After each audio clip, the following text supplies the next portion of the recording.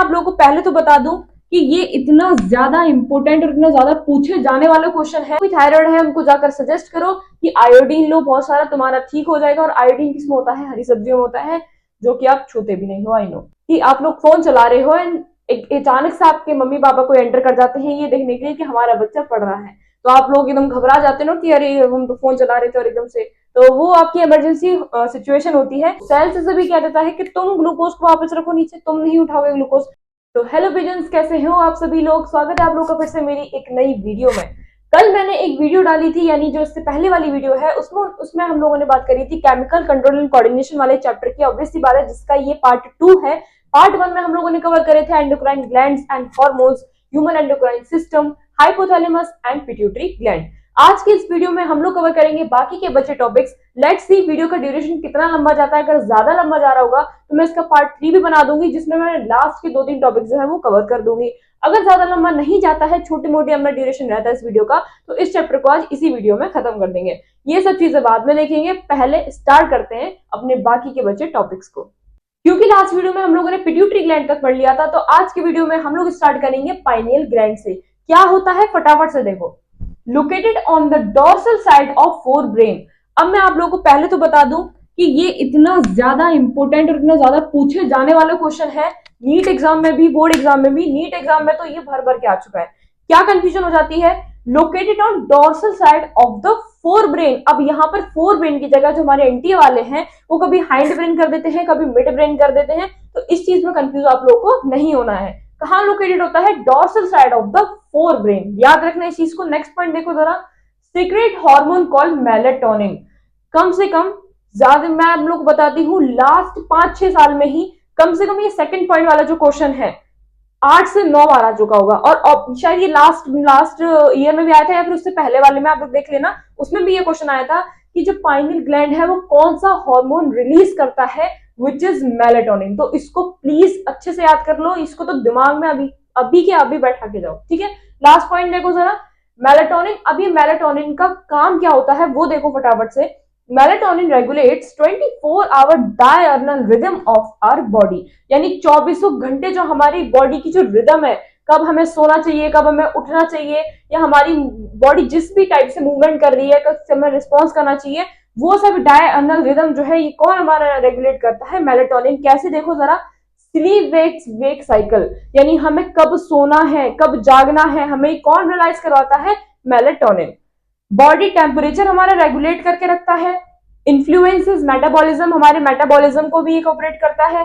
Pigmentation हो गया, menstrual cycle हो गया, as well as our defence capability. तो आप लोग देखो कि मेलेटोनिन कितना सारा काम करता है। मैं आप लोगों को बताती हूँ जरा कुछ मेन इसके फंक्शंस, जिस टाइप के क्वेश्चन पूछे जाते हैं नीट एग्जाम में। स्लीप वेक साइकिल और ये 24 आवर डायर्नल रिदम, ये दो चीज तो जरूर ही पूछी जाती है। ये दोनों का एग्जांपल आप लोगों को दे देंगे एंड आपसे पूछेंगे कि बताओ ये दो चीजें कौन सा हार्मोन रेगुलेट करता है। तो आप लोग कंफ्यूज नहीं होना है, कौन करता है? मेलेटोनिन करता है। तो प्लीज इस चीज को दिमाग में रखो। ऑल्सो इसके सारे फंक्शंस एक बार अच्छे से दिमाग में रख के बैठा लो, ठीक है। अब फटाफट से मूव ऑन कर जाते हैं अपने नेक्स्ट ग्लैंड पर, विच इज थायराइड ग्लैंड। फटाफट से बात कर लेते हैं। Thyroid gland composed of 2 lobes on either side of the trachea and are interconnected through the isthmus. क्या मतलब है इसका? मैं आप लोग थोड़ा डायग्राम के थ्रू समझा देती हूँ। जैसे कि हम लोग पढ़ते आ रहे हैं कि ये समथिंग हमारी इधर वोकल कॉर्ड होती है। देखो आपके एनसीईआरटी में भी डायग्राम दिया हुआ है, वहां से भी देख सकते हो। एंड नीचे से ये आ गया आपका ट्रैकिया। ट्रैकिया तो आप लोग जानते ही होंगे, ठीक है। ये होती है आपकी वोकल कॉर्ड। अरे ये हो गया आपका ट्रैकिया, ठीक है।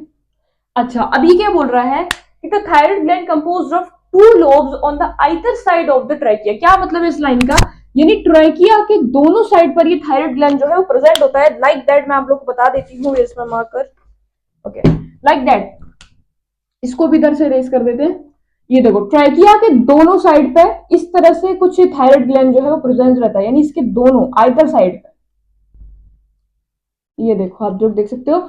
एंड ऑल्सो एक चीज देखो, इंटरकनेक्टेड थ्रू स्टमस, और ये इंटरकनेक्ट भी होता है। बात समझ में आ रही है? ये है आपका ट्रैकिया, ये आपका ट्रैकिया है। इसके दोनों साइड पर ये आपके देखो थायराइड ग्लैंड प्रेजेंट है, और जो कि इंटरकनेक्ट भी है। ये देखो, इंटरकनेक्ट भी है किसके थ्रू, स्टमक के थ्रू। ये इस लाइन का मतलब है, समझ में आ रही है। आप लोग एनसीईआरटी का डायग्राम देखो जरा खोल के फटाफट से, न्यू एनसीईआरटी में ये 242 पेज नंबर पर डायग्राम है, तो वहां पे जाके आप लोग देख सकते हो। नेक्स्ट देखो जरा, thyroid gland composed of follicular and stromal tissue. सबसे पहली बात, ये थायराइड ग्लैंड जो है वो किससे मिलकर बना होता है, फॉलिक्यूलर एंड स्ट्रोमल टिश्यू से, ठीक है। दीज फॉलिक्यूलर सेल्स, अरे भाई इतना पता है कि नहीं, सेल से मिलकर क्या बनता है, टिश्यू बनता है। तो किस किस से कंपोज करता है, फॉलिक्यूलर स्ट्रोमल टिश्यू से।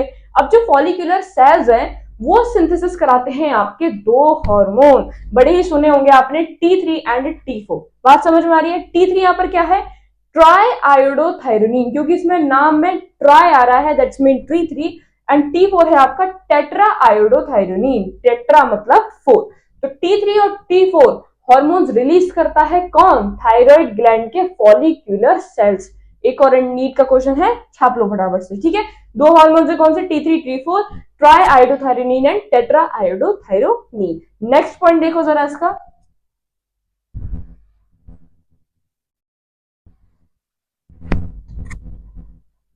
नेक्स्ट पॉइंट क्या है, iodine is essential for normal secretion of thyroid gland.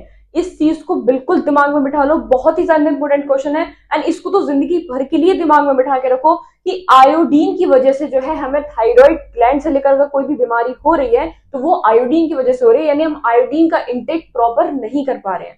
तो आयोडीन इज एसेंशियल, जरूरी है for the normal secretion of thyroid gland. तभी देखो हार्मोन्स में भी क्या आ रहा है, tri iodo, tetra iodo, iodo is what there, iodine. Deficiency of iodine result in the hypothyroidism and enlargement of thyroid gland called goiter। सबसे पहली बात, आप लोग आज के समय में देख भी रहे होंगे कि आपके आसपास ही या फिर आपकी फैमिली, आप होप ना हो लेकिन आपके फैमिली मेंबर में या फिर आपके आसपास भी आप लोग देख रहे होंगे कि थायराइड थायराइड लेकर बड़ा ही मतलब एकदम हो रहा है ना कि मुझे थायराइड हो गया, उसे थायराइड हो गया। वो इसी की वजह से होता है कि आयोडीन की कमी हो जाती है, जिसकी वजह से थायराइड हो जाता है, राइट। और कौन सा होता है, हाइपोथायराइडिज्म। एक होता है हाइपर, जिसमें आयोडीन की कमी बढ़ जाती है, आगे पढ़ेंगे। लेकिन इधर क्या हो रहा है, डेफिशिएंसी हो रही है, तो क्या हो जाएगा, हाइपोथायराइडिज्म। बात समझ में आ रही है। तो जिनको भी थायराइड है उनको जाकर सजेस्ट करो कि आयोडीन लो बहुत सारा, तुम्हारा ठीक हो जाएगा। और आयोडीन किसमें होता है, हरी सब्जियों में होता है, जो कि आप छूते भी नहीं हो, I know. An enlargement of the thyroid gland called the goitre. सबसे बड़ी बात कि जब ये हाइपोथायराइडिज्म हो जाता है और थायराइड ग्लैंड का एनलार्जमेंट होना शुरू हो जाता है, और वो एक डिसीज कॉज करता है, क्या, गॉइटर। गॉइटर क्या डिसीज होती है, नीचे आप लोग एक फोटो देख रहे होंगे, इस तरीके की डिसीज होती है जिसमें जो हमारा थायराइड ग्लैंड है वो एनलार्ज कर जाता है। नेक्स्ट पॉइंट देखो जरा, during pregnancy hypothyroidism leading to the cretinism, mental retardation, low intelligence, abnormal skin, deep mutism of the growing also causes the irregular menstrual cycle। यानी अगर ये हाइपोथायराइडिज्म आपको प्रेगनेंसी के दौरान हो जाता है तो क्या क्या चीजें हमें, क्या क्या सिम्टम्स हमें देखने को मिलते हैं। हाइपोथायराइडिज्म, क्रिटिनिज्म हो जाता है, यानी हाइट अच्छे से ना बढ़ पाती है ना कम हो पाती है।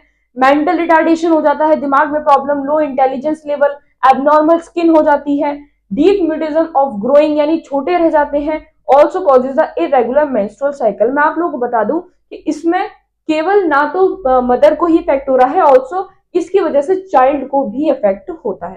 बात समझ में आ रही है, क्योंकि आप लोग देख सकते हैं यहाँ पर डीप म्यूटिज्म ऑफ ग्रोइंग वगैरह, मेंटल रिटार्डेशन, यहाँ पर ये चाइल्ड को लेकर भी बात की जा रही है। फटाफट से देख लेते हैं इसके नेक्स्ट पॉइंट को। नेक्स्ट देखो जरा, cancer of thyroid gland causing release of high level of thyroid hormone leading to the hyperthyroidism. मैंने आप लोगों को बताया था थायराइड ग्लैंड में जो बीमारी होती है वो होती है आपकी दो में, एक हाइपोथायराइडिज्म, एक होती है हाइपरथायराइडिज्म। तो अगर आयोडीन की कमी हो जाती है यानी डेफिशिएंसी हो जाती है, उससे होती है आपकी हाइपोथायराइडिज्म। लेकिन अगर कैंसर हो जाता है थायराइड ग्लैंड में तो वो बहुत ज्यादा थायराइड हार्मोन रिलीज कर देते हैं, और जिसकी वजह से क्या हो जाता है, हाइपरथायराइडिज्म। हाइपर से क्या मतलब है, गुस्सा आता है, हाइपर हो जाता है यानी कोई चीज ज्यादा हो रही है। तो मतलब सेंस, अपना थर्ड सेंस लगाया करो, ठीक है। तो अगर कमी हो रही है दैट्स मीन हाइपोथायराइडिज्म, एंड अगर ज्यादा हो रहा है that's mean hyperthyroidism. Next point देखो जरा, नेक्स्ट पॉइंट हम लोग बात करेंगे थायराइड ग्लैंड के और भी फंक्शंस की कि और इसके अलावा क्या क्या फंक्शंस ये रेगुलेट करते हैं। देखो जरा, अभी हम लोगों ने पढ़ा था कि थायराइड हार्मोन बढ़ जाता है तो हाइपोथायराइडिज्म हो जाता है, कम हो जाता है तो हाइपोथायराइडिज्म हो जाता है। हाइपोथायराइडिज्म जब होता है तो क्या क्या सिम्टम्स वो आते हैं, क्या क्या बीमारियां वो कॉज करता है। अब हम लोग इसके बाकी के अदर रोल्स भी पढ़ लेते हैं किसके, थायराइड हार्मोन के। पहला क्या है, regulation of basal metabolic rate. ये बेसल मेटाबॉलिक रेट क्या होता है, यानी हमें भूख नहीं लग रही है या बहुत ज्यादा लग रही है, इस चीज को भी कौन कंट्रोल करता है, थायराइड हार्मोन ही करता है। मतलब इफेक्ट पड़ता है हमारी मेटाबॉलिक रेट पर, और भी बहुत सारे करते हैं लेकिन ये भी इसमें इन्वॉल्व है।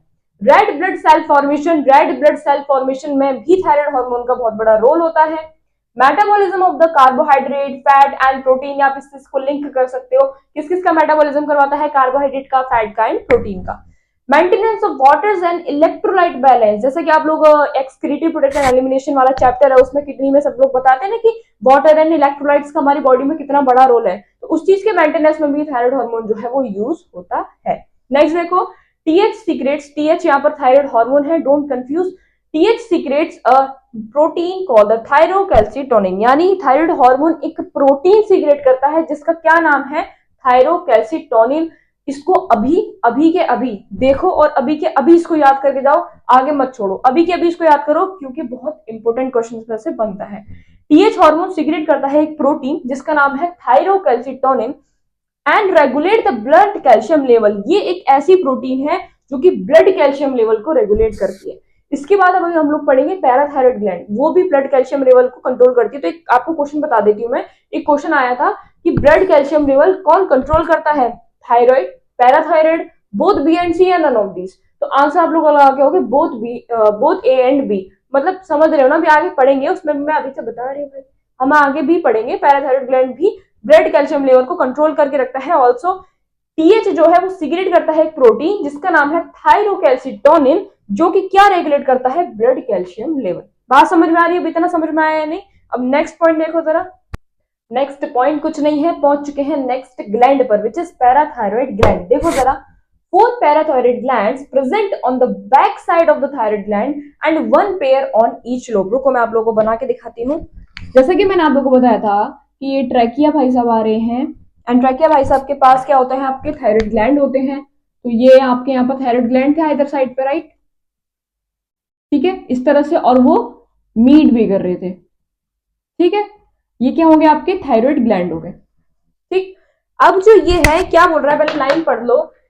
फोर पैराथायराइड, सबसे पहली बात तो four parathyroid gland present on the back side of the thyroid gland and one pair on each lobe. पहली बात तो ये चार प्रेजेंट होते हैं and one pair on each lobe, एक पेयर एक लोब पर है और एक पेयर एक लोब पर है, और टोटल कितने हो गए, 1 2 3 4, यानी फोर्थ पैराथायराइड ग्लैंड प्रेजेंट रहते हैं बैक साइड पे थायराइड ग्लैंड के, क्योंकि आगे से अगर आप इसको देखोगे तो ये बीच का कनेक्शन नहीं होगा जिससे हमने स्टमच बोला था, लेकिन अगर आप पीछे से देखोगे तो आपको ये कनेक्शन देखने के लिए मिल जाएगा।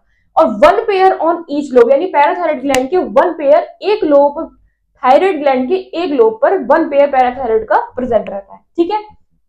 पीटी, पीटी मतलब पैराथायराइड, इतना समझ में आता है। Parathyroid gland releases a peptide hormone called the parathyroid hormone. अब ये तो आप लोग समझ ही जाओगे कि पैराथायराइड ग्लैंड है तो पैराथायराइड हार्मोन ही रिलीज करेगा, लेकिन इसमें याद करने वाली चीज क्या है, वो कैसा हार्मोन है, एक पेप्टाइड हार्मोन है, ठीक है। क्वेश्चन इस पर आ चुका है, दैट्स व्हाई मैंने उसको अंडरलाइन किया है।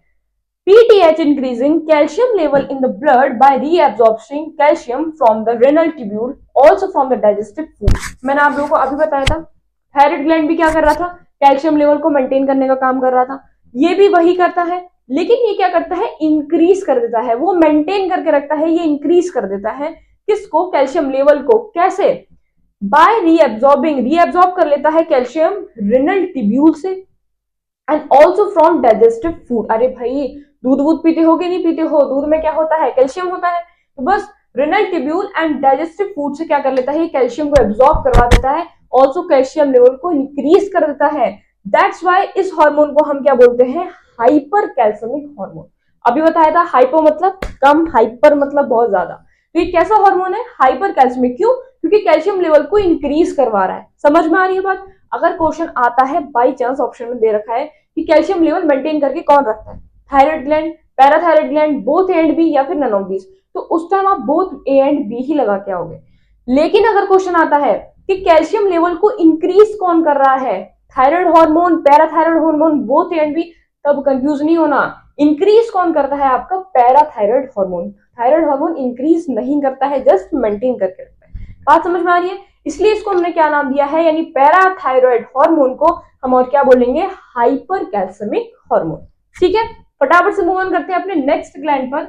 नेक्स्ट ग्लैंड हमारा होने वाला है थाइमस। देखो जरा, located on the dorsal side of the earth and outer, thymus secrets a hormone. चलो छोड़ो, located on the dorsal side of the heart and outer. सबसे पहली बात, ये प्रेजेंट कहां होता है, लोकेटेड कहां होता है, आपके डोर्सल साइड पर। डोर्सल का मैंने क्या बताया था, आगे वाला हिस्सा जो होता है हमारा वो वेंट्रल होता है बॉडी का, जो पीछे वाला हिस्सा होता है वो हमारे डोर्सल होता है। तो हर्ट और आउटर के डोर्सल साइड पर ये थाइमस जो है वो प्रेजेंट रहता है। समथिंग इधर प्रेजेंट रहता है, अगर आप लोगों को दिख रहा होता है ना एनसीईआरटी में, झांक लो आलसी हो। Thymus secrete hormone called the thymosins. Thymus जो है वो एक सीक्रेट यानी भैया ग्लैंड है, तो हार्मोन तो सीक्रेट करेगा ही। कौन सा हार्मोन सीक्रेट करता है, थाइमोसिन्स। समझ में आ रही है बात? नेक्स्ट देखो जरा, याद रखना इसको, वैसे तो याद ही हो जाएगा, नीट वालों के लिए तो आसान है क्योंकि ऑप्शंस दे देते हैं तो नाम से समझ जाओगे, लेकिन बोर्ड वालों तुम ले याद कर लो। नेक्स्ट देखो, play major role in differentiation of T lymphocytes, provide cell mediated immunity. यानी सबसे बड़ी बात, ये किसमें में मेजर रोल प्रेजेंट करते हैं, differentiation of T lymphocyte, T lymphocytes के डिफरेंशिएशन में। अभी टी लिम्फोसाइट्स क्या है, टी लिम्फोसाइट्स बेसिकली यहाँ पर हमें इम्यूनिटी प्रोवाइड करवाते हैं, यानी हमारे जो तो इम्यूनिटी आ रही है वो हमारे टी लिम्फोसाइट्स के थ्रू ही आ रही है। तो टी लिम्फोसाइट देखो उसमें लिखा भी हुआ है, T lymphocytes provide cell mediated immunity, also promote the production of antibodies to provide the humoral immunity। also ये क्या करते हैं, एंटीबॉडीज का प्रोडक्शन कराते हैं ताकि हमें ह्यूमरल इम्यूनिटी मिल सके। तो यहाँ पर बन गया है बड़ा ही प्यारा सा क्वेश्चन, क्या कि टी लिम्फोसाइट्स हमें कौन सी इम्यूनिटी प्रोवाइड करवा रहे हैं, सेल मेडिएटेड इम्यूनिटी। और जो एंटीबॉडीज रिलीज होती हैं वो एंटीबॉडीज हमें कौन सी इम्यूनिटी प्रोवाइड कराती है, ह्यूमरल इम्यूनिटी। तो इसको अभी ध्यान में रखो, बढ़िया सा क्वेश्चन बन चुका है यहाँ से, तो उसको ध्यान में रखना है। ठीक है, अब इसका नेक्स्ट पॉइंट देखो जरा, लास्ट पॉइंट देखो जरा इसका। Thymus is degenerate in old individual as production of the thymosins is decreased and that's why the old person has weak immunity। जैसा कि मैंने आप लोगों को बताया कि थाइमस जो है वो आपका एक हार्मोन रिलीज करवाता है, थाइमोसिन्स। तो क्या होता है कि जैसे जैसे हमारी एज बढ़ती जाती है वो थाइमोसिन्स हार्मोन जो है वो रिलीज होना बंद कर देते हैं, जिसकी वजह से क्या होता है, जब थाइमोसिन्स हार्मोन ही रिलीज होना बंद कर देंगे तो टी लिम्फोसाइट्स नहीं होंगे, सेल मेडिएटेड इम्यूनिटी या फिर किसी भी टाइप की इम्यूनिटी नहीं होगी। तो क्या होगा इसमें भैया, जब इम्यूनिटी ही नहीं होगी, जैसे जैसे हमारी एज बढ़ती जाएगी तो ओल्ड पर्सन में आप लोग देख सकते हो, यानी बूढ़े लोगों में आप लोग देखते हो कि इम्यूनिटी कितनी कम हो जाती है, वो इसी वजह से होती है। जो थाइमस जो है वो डिजेनरेट होना शुरू हो जाता है, ऑल्सो जब वो डिजेनरेट हो जाएगा तो जो हार्मोन रिलीज करेगा वो भी नहीं कर पाएगा। ठीक है, यानी वो हार्मोन भी डिक्रीज होना शुरू हो जाएगा, जिसकी वजह से क्या हो जाता है, ओल्ड पर्सन में इम्यूनिटी वीक हो जाती है। ठीक है, अब फटाफट से चलते हैं अपने नेक्स्ट ग्लैंड पर, विच इज एड्रेनल ग्लैंड। फटाफट से बात करते हैं एड्रेनल ग्लैंड की। This gland is composed of two types of tissue. सबसे पहली बात, जो ये ग्लैंड है ये आपका मिलकर बना होता है दो टाइप्स ऑफ टिश्यू से। कौन कौन से, adrenal medulla and adrenal cortex. Adrenal medulla secretes two hormone. तो अब हम बात करते हैं पहले एड्रेनल मेड्यूला की, जो कि आपके दो हार्मोन्स रिलीज करते हैं। कौन कौन से, एड्रेनलिन और एपिनेफ्रिन, नॉन एड्रेनलिन और नॉन एपिनेफ्रिन। यानी मेनली आपके बेसिकली दो हार्मोन्स रिलीज हो रहे हैं यहाँ पर, एड्रेनलिन और नॉन एड्रेनलिन। अब जो एड्रेनलिन है उसका एक और नाम है एपिनेफ्रिन, और जो नॉन एड्रेनलिन है उसका एक और नाम है नॉन एपिनेफ्रिन। बता दूं आप लोगों को कि एड्रेनलिन और नॉन एड्रेनलिन इन दोनों को मिलाकर हम लोग बोलते हैं कैटेकोलअमीन्स। यानी दो हार्मोन्स हमारे एड्रेनल मेड्यूला रिलीज करते हैं, एड्रेनलिन और नॉन एड्रेनलिन, और इन दोनों को मिला के हम लोग क्या बोलते हैं, कैटेकोलअमीन्स। ऑल्सो क्या बोलते हैं, इमरजेंसी हार्मोन। अब भाई इमरजेंसी हार्मोन क्यों बोलते हैं, देखो जरा, because secretions take place in stressed and emergency situation. यानी इन दो हार्मोन्स का सीक्रेशन कब होता है, जब एक इमरजेंसी, जैसे फॉर एन एग्जांपल मैं आप लोगों को बताती हूँ कि आप लोग फोन चला रहे हो एंड अचानक से आपके मम्मी पापा को एंटर कर जाते हैं ये देखने के लिए कि हमारा बच्चा पढ़ रहा है, तो आप लोग एकदम घबरा जाते हो कि अरे हम तो फोन चला रहे थे और एकदम से, तो वो आपकी इमरजेंसी सिचुएशन होती है एंड जिस टाइम पे आपके जो ये हार्मोन्स है वो रिलीज कर जाते हैं। बात समझ में आ रही है, या फिर और भी आप एग्जांपल ले सकते हो, इमरजेंसी सिचुएशन। ठीक है, बहुत ज्यादा डर लग जाता है, बहुत ज्यादा कभी कभी घबरा जाते हैं समथिंग, उस टाइम में तो कौन रिलीज करता है, एड्रेनल मेड्यूला, एंड ये उनका क्या बोलते हैं उसको, कैटेकोलअमीन्स और इमरजेंसी हार्मोन। इस चीज को याद रखना।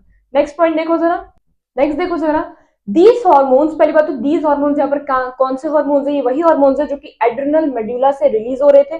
कौन कौन से, एड्रेनलिन एंड नॉन एड्रेनलिन, जिसके और भी नाम थे एपिनेफ्रिन एंड नॉन एपिनेफ्रिन। देखो जरा, ये उन्हीं हार्मोन्स की बात की गई है। These hormones increases the alertness, जैसे कि मैंने आप लोगों को अभी बताया कि इमरजेंसी हार्मोन होते हैं तो उस टाइम पे हमारा क्या क्या होता है, देखो जरा, alertness, pupillary dilation, pupillary dilation से यहाँ पर मतलब पलक हमारी जल्दी जल्दी चपकने लग जाती है, something like that. Pilo erection, pilo erection यहाँ पर क्या है, raising of hairs, raising of hairs मतलब वो नहीं है कि झटका लग गया, मतलब जैसे आप लोग गूज बम्स बोलते हो वो यहाँ पर बात की जा रही है, उसको क्या बोलते हैं, पाइलो इरिक्शन।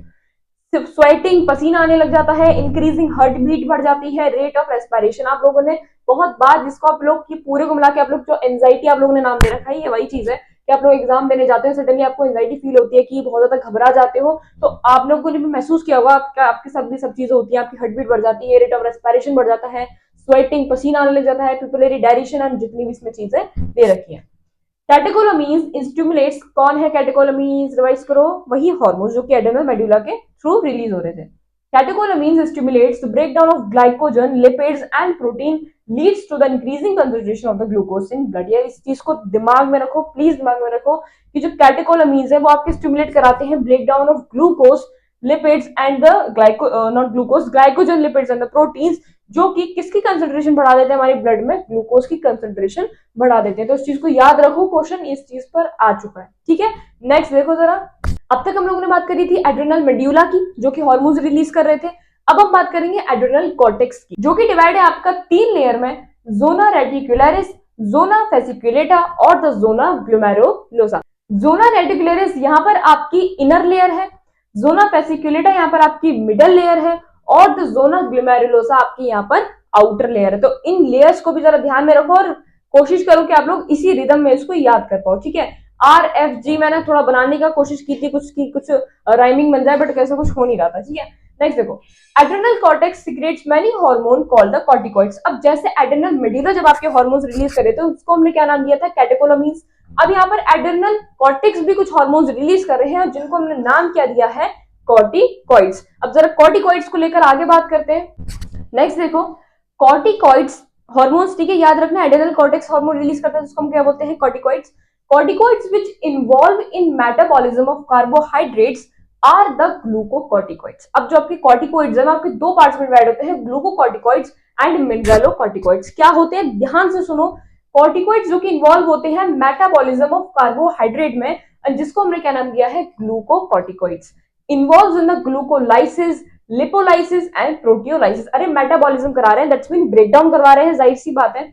तो किस किस का ब्रेकडाउन करवाते हैं वो, ग्लूकोज का विच इज ग्लाइकोलाइसिस, लिपिड्स का which is lipolysis and proteolysis which is protein का वो लोग ब्रेकडाउन करवा रहे हैं। एग्जाम्पल में आप लोग देख सकते हो, एग्जाम्पल प्लीज याद रखना आते हैं, ग्लूकोकॉर्टिकॉइड्स का यहाँ पर एग्जाम्पल है क्या, कॉर्टिसोल। नेक्स्ट देखो, जो glucocorticoids involve in the balance of water and electrolytes are the mineralocorticoids. अभी मिनरलोकॉर्टिकॉइड्स क्या होते हैं, वो कॉर्टिकॉइड्स जो कि इन्वॉल्व रहते हैं बैलेंस में, किसके, वाटर एंड इलेक्ट्रोलाइट्स में, वो होते हैं आपकी क्या, मिनरलोकॉर्टिकॉइड्स। एग्जांपल देख के बड़ा प्यारा से समझ में आ गया होगा आप लोगों को, aldosterone, excrete product and elimination वाले चैप्टर में कितना नाम चला था भाई सबका नाम था उधर एल्डोस्टेरोन, ठीक है, क्योंकि क्या करवा रहे थे, ये बैलेंस करवा रहे थे वाटर और इलेक्ट्रोलाइट्स का। याद करो, रास मैकेनिज्म शॉर्ट्स डाली हुई है मैंने, जाके देख सकते हो, ठीक है। तो ये हो गया आपके ग्लूकोकॉर्टिकॉइड्स और मिनरलोकॉर्टिकॉइड्स। अब हम लोग पढ़ेंगे कॉर्टिसोल और एल्डोस्टेरोन के बारे में। तो सबसे पहले पढ़ते हैं जरा कॉर्टिसोल के बारे में।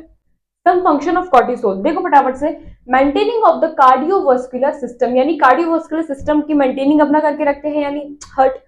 किडनी फंक्शन में इनका बहुत बड़ा रोल होता है। Produce anti inflammatory reactions and suppress the immune response, यानी ये प्रोड्यूस करते हैं आपके एंटी इंफ्लेमेटरी रिएक्शंस को, और जो कि क्या करवा देते हैं हमारे इम्यूनी मतलब हमारे जो भी इम्यूनिटी है उसको सप्रेस करवा देते हैं, ठीक है।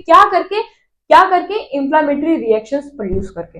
नेक्स्ट क्या है हमारा, आरबीसी प्रोडक्शन में भी ये हेल्प करवाते हैं। तो चार है इनके क्या क्या, maintaining of cardiovascular system, kidney function में इनका रोल होता है, ये प्रोड्यूस करवाते हैं एंटी इंफ्लेमेटरी रिएक्शन जो कि हमारे इम्यूनी रिस्पॉन्स को सप्रेस कर देता है, एंड चौथा ये हमारे काम आते हैं आरबीसी प्रोडक्शन में।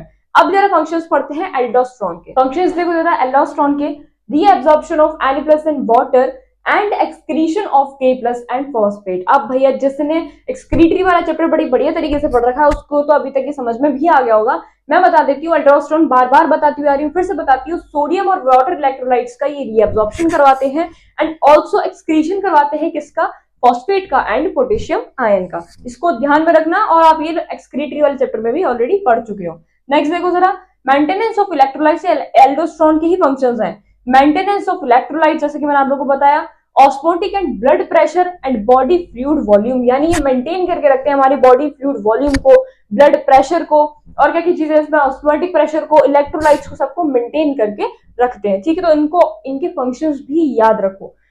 सम एंड्रोजेनिक, अब ये जो पॉइंट है लास्ट वाला, ये एल्डोस्टेरोन के फंक्शन का तो नहीं है, लेकिन लास्ट पॉइंट है इसलिए मैंने इसमें ही लिख दिया है।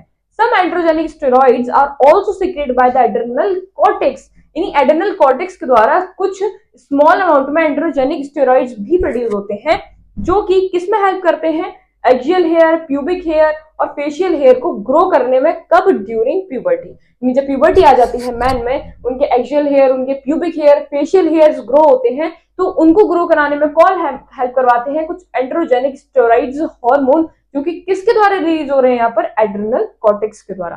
तो लास्ट पॉइंट है एनसीआर, मतलब जो पैराग्राफ है उसमें सबसे लास्ट में लिखा हुआ है, तो इग्नोर करके चले जाते हैं बहुत से बच्चे, लेकिन इग्नोर नहीं करना है, इस चीज को ध्यान में रखना है, ठीक है। अब फटाफट से नेक्स्ट ग्लैंड पे चलते हैं, विच इज पेनक्रियास। आगे बढ़ने से पहले जरा एक पॉइंट और है, फटाफट से देख लो। When adrenal gland damage and stop releasing hormone causes disease called the Addison's disease। क्योंकि नई एनसीईआरटी में ये पॉइंट ऐड हुआ है, तो भाई सब प्लीज इसको कर लेना, क्या पता है नीट 2025 का ही क्वेश्चन हो। क्या बोल रहा है? जब एड्रेनल ग्लैंड जो है हमारा वो डैमेज हो जाता है, या फिर किसी कारणवश वो मैंने हार्मोन रिलीज करना बंद कर देता है, तो उससे एक डिसीज हो जाती है, कौन सी? Edison's disease. तो याद रखो, ये एडिसन्स डिसीज किसकी वजह से हो रही है? क्योंकि हमारे एड्रेनल ग्लैंड ने वर्क करना बंद कर दिया है। बात समझ में आ रही है? अब फटाफट से चलते हैं पेनक्रियास पर, बात करते हैं पेनक्रियास की। सबसे पहले देखो, बोथ एंडोक्राइन और एक्सोक्राइन ग्लैंड। भाई अब इस चीज को जरा सा याद रख लो कि अब तक हम जितने भी ग्लैंड्स पढ़ते आ रहे हैं वो तो थे हमारे एंडोक्राइन ग्लैंड्स, लेकिन ये भाई सब कैसे हैं? एंडोक्राइन भी है और एक्सोक्राइन भी है। नेक्स्ट देखो जरा, pancreas consist of 1 to 2 million of islets of Langerhans, sorry, हाँ, तो पेनक्रियास जो है वो आपके कंसिस्ट करता है 1 to 2 million of islets of Langerhans, representing only 1 to 2% of the pancreatic tissue. भाई कितनी शर्म वाली बात है कि आपका जो पेनक्रियास बना होता है, जिसमें वो टिश्यू से मिलकर बना होता है पेनक्रियास आपका, उसमें वो कंसिस्ट करता है 1 to 2 million of islets of Langerhans, लेकिन जो कि क्या रिप्रेजेंट करता है? केवल पेनक्रियाटिक टिश्यू के 1 to 2% पार्ट को। करता तो इतने सारे लैंगरहंस है, लेकिन कितने? 1 and 2% पार्ट को ही वो रिप्रेजेंट करता है। तो उसको जरा याद रखो, इंपॉर्टेंट लाइन है इसलिए लिखी है।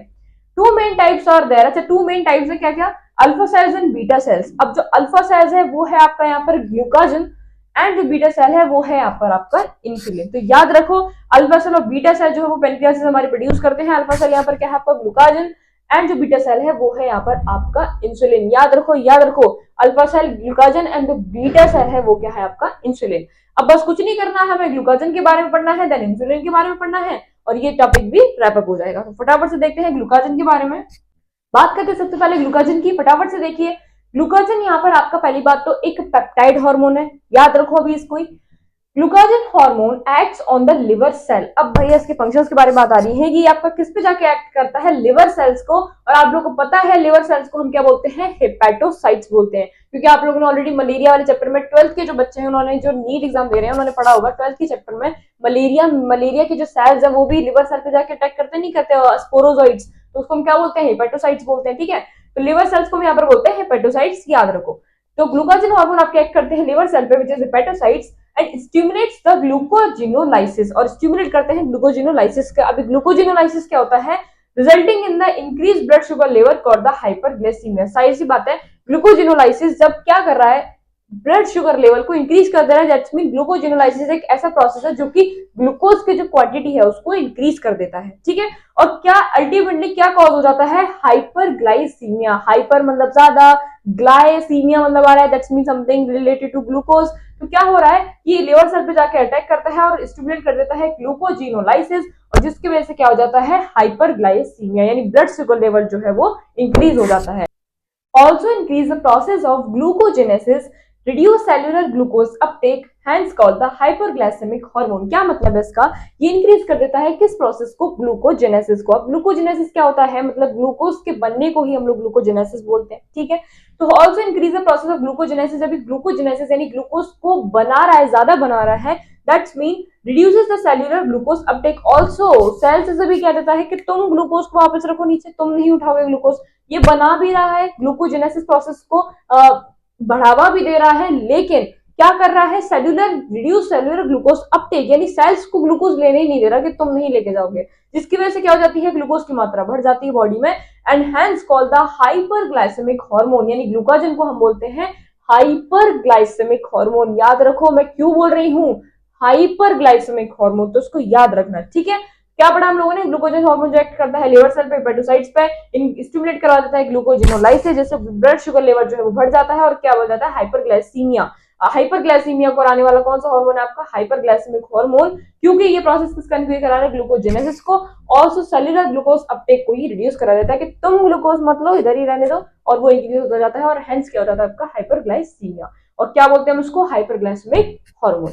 नेक्स्ट चलते हैं फटाफट से इंसुलिन पर। नेक्स्ट बात करते हैं इंसुलिन की, क्या है देखो जरा, act on the hepatocytes and adipocytes. तो हमारा जो ग्लूकाजिन था वो केवल हेपेटोसाइट्स पर एक्ट करता था, लेकिन जो इंसुलिन है वो आपके हेपेटोसाइट्स ऑल्सो एडिपोसाइट्स पर भी इफेक्ट करता है। एडिपोसाइट्स एक ऐसे सेल होते हैं जो कि एज अ फैट को एज अ एनर्जी की फॉर्म में स्टोर करके रखते हैं, ठीक है। और हेपेटोसाइट्स आप लोगों को पता ही है, liver cell. Rapid movement of glucose enhances the cellular glucose uptake and resulting in decreased blood sugar level called the hypoglycemia. ग्लूकाजन आपका कर रहा था हाइपरग्लाइसीमिया और जो यहाँ पर आपका इंसुलिन है वो कर रहा है हाइपोग्लाइसीमिया। अब क्या हो रहा है, ग्लूकोज बढ़ता जा रहा है बढ़ता जा रहा है, वो तो रोक के बैठा है कि तुम ग्लूकोज नहीं उठा सकते हो, लेकिन यहाँ पे क्या हो रहा है, सेल्स क्या है, बड़े जिद्दी है यहाँ के सेल्स, वो क्या कर रहे हैं, ग्लूकोज लिए जा रहे हैं लिए जा रहे हैं, जिसकी वजह से ब्लड में जो है वो ग्लूकोज की लेवल डिक्रीज हो जा रही है और क्या हो जा रहा है आपका, हाइपोग्लाइसीमिया। हाइपो एंड हाइपर याद रखो, हाइपोग्लाइसीमिया कौन कराता है आपका, insulin. Insulin stimulates the conversion of the glycogen into glucose called the glucogenesis. Also insulin क्या करवाता है आपका, कन्वर्जन कराता है ग्लाइकोजन को ग्लूकोज में, जिसे हमने क्या बोला है, ग्लाइकोजेनेसिस। ये ग्लाइकोजेनेसिस बेसिकली दोनों ही करवाते हैं आपका, वो भी करवाता है ग्लूकोजन भी करवाता है और इंसुलिन भी करवाता है। बात समझ में आ रही है। अरे जरा एक पॉइंट और है, जरा वो देखो, वो इंसुलिन का पॉइंट नहीं है, एक पॉइंट है अलग से, वो देखो जरा, प्रोलॉन्ग्ड हाइपरग्लाइसीमिया। हाइपरग्लाइसीमिया कौन करा रहा था बताओ जरा, इंसुलिन या ग्लूकाजन, ग्लूकाजन। प्रोलॉन्ग्ड हाइपरग्लाइसीमिया यानी हाइपरग्लाइसीमिया अगर बॉडी में ज्यादा देर तक रहा तो leads to the complex disorder called the diabetes mellitus. आप लोगों ने सबने अब तक सुना होगा कि डायबिटीज नाम का एक डिसऑर्डर होता है और एक होता है हमारा डायबिटीज मेलिटस, जो कि बहुत ही ज्यादा हार्मफुल डिसऑर्डर है, ठीक है। तो अगर बॉडी में ज्यादा हाइपरग्लाइसीमिया ज्यादा देर तक बना रहा तो एक डिसऑर्डर हो जाएगा जिसका क्या नाम है, diabetes mellitus, associated with the loss of glucose through urine from the harmful compounds called the ketone bodies. याद रखो कि इस डिसऑर्डर में होता क्या है, associated with the loss of glucose, यानी जो हमारा ग्लूकोज है वो यूरिन के थ्रू लॉस होना शुरू हो जाता है और जिसकी वजह से यूरिन में जाके वो एक हार्मफुल कंपाउंड बना लेता है विच इज कीटोन बॉडीज, ठीक है। ये होता है इस डिसऑर्डर में, याद रखना। Disorder treated with the insulin therapy, इस वैसे तो ये ट्रीटेड है, डिसऑर्डर ट्रीटेड है, लेकिन ये देखा गया है कि बहुत एकदम कंप्लीटली आप लोग को सिक्योर नहीं कर देता, बट हाँ ट्रीटमेंट इसका चलता रहेगा। क्या ट्रीटमेंट है, इंसुलिन थेरेपी। जाहिर सी बात है, डायबिटीज में क्यों होती है, हमारी बॉडी में इंसुलिन की कमी हो जाती है, तो इस डिसऑर्डर में क्या होता है, इंसुलिन के इंजेक्शन दिए जाते हैं जिससे कि जो इंसुलिन की कमी है वो पूरी हो सके एंड बाकी ये डिसऑर्डर जो आपका सेफ है, ठीक है। Disorder treated with the insulin therapy से डिसऑर्डर को हम ट्रीट कर सकते हैं। बात समझ में आ रही है। सो बाय दिस फाइनली ये लेक्चर आज का कंप्लीट होता है, लेकिन चैप्टर अभी भी कंप्लीट नहीं हुआ है। ये लेक्चर बहुत ज्यादा ही बड़ा होता जा रहा है, इसलिए मैं इसको और बढ़ाना नहीं चाहती। आपके कुछ ही टॉपिक्स बचे हैं, जैसे टेस्टिस हो गया, ओवरीज हो गया, hormones of heart and kidney, gastrointestinal tract वगैरह जितने भी हैं, और लास्ट टॉपिक आपका है मैकेनिज्म ऑफ हार्मोन एक्शन। ये 4 टॉपिक आपने छोटे छोटे बचे हैं, तो ये तो फटाफट से कवर हो जाएंगे, लेकिन मैं उसको नेक्स्ट वीडियो में आप लोगों को दूंगी, यानी कल ही आ जाएगी वो वीडियो, डोंट वरी, कल या परसों आ जाएगी। बात समझ में आ रही है। आज का लेक्चर अगर हेल्पफुल रहा होगा तो please like this video and hope आप लोगों को समझ में आया होगा। ये लेक्चर काफी अच्छे तरीके से मैंने अपने समझाने की कोशिश की है। बाकी लगे रहो, पढ़ते रहो, all the very best. Selection सबका होगा, इसका बस लास्ट पार्ट रह गया है, वो आपका 1-2 दिन में आ जाएगा। चैप्टर आप लोगों का पूरी तरीके से कंप्लीट हो जाएगा एंड जैसे ही ह्यूमन फिजियोलॉजी का लास्ट चैप्टर कंप्लीट होता है हम फटाफट से जंप कर जाएंगे अपने डिसऑर्डर वाले लेक्चर पे। उसमें तो मजा ही आ जाएगा, मतलब ह्यूमन फिजियोलॉजी के सारे डिसऑर्डर इकट्ठे करके आपके सामने में रख दूंगी। तो लेक्चर अगर हेल्पफुल रहा है तो लाइक कर दीजिए वीडियो को, जो नए हैं सब्सक्राइब कर लीजिए मेरे चैनल को, अपने नेक्स्ट डाउट को भी ड्रॉप कर जाना कमेंट सेक्शन में। लेक्चर हेल्पफुल रहा है या नहीं ये भी कमेंट कर जाना। बाकी thank you so much, keep studying.